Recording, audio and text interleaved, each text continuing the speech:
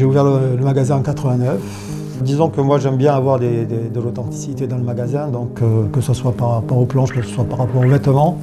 On rencontre des gens qui sont aussi passionnés par ce genre de choses, qui cherchent l'authenticité. Ça fait 10 ans que je travaille ici avec Philippe. Mon père et Philippe sont de super potes. Et du coup, Philippe m'a vu grandir au fur et à mesure des années. Il m'a vu traîner dans le shop. Moi, j'étais vraiment passionné de surf, donc j'étais tout le temps là, toucher les t-shirts, les planches, etc. Nous, la spécialité du magasin, c'est vraiment de partir à l'étranger et d'importer des planches. Le Thomas, je l'ai vu naître. Il s'intéresse beaucoup à ce que je fais.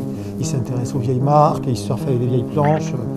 Il est très impliqué. J'ai commencé à travailler Billabong via un magasin californien qui m'a envoyé des cartons.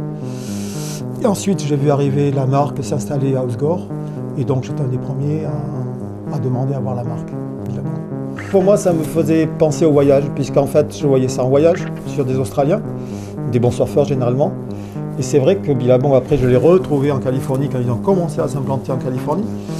Et puis donc j'ai toujours suivi ça et logiquement quand c'est arrivé en Europe, eh bien, j'en avais envie dans mon magasin. Je pense que Billabong avait une image de marque assez corps qui arrivait de l'Australie, qui est quand même un des berceaux du surf. Au départ, on ne trouvait nulle part, on voyait ça sur les surfeurs australiens, les shorts Billabong. Ça a toujours été pour moi une marque qui avait un prestige et surtout une relation directe avec l'esprit du surf. Je trouve que c'est une transmission qui se passe bien.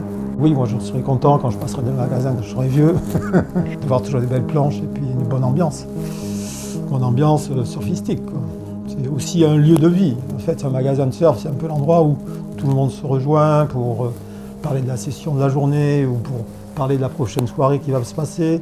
Et on essaye de transmettre aux jeunes, justement, cette culture de bienveillance, quoi, de partage. Parce que le surf, c'est un partage, normalement.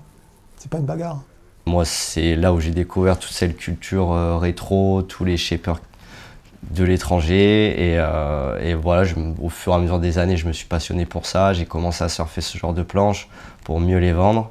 Et je vais reprendre le magasin parce que c'est ma passion. Et on veut que cet esprit et cet héritage du rétro perdure pour nos clients et dans le futur pour les générations à venir.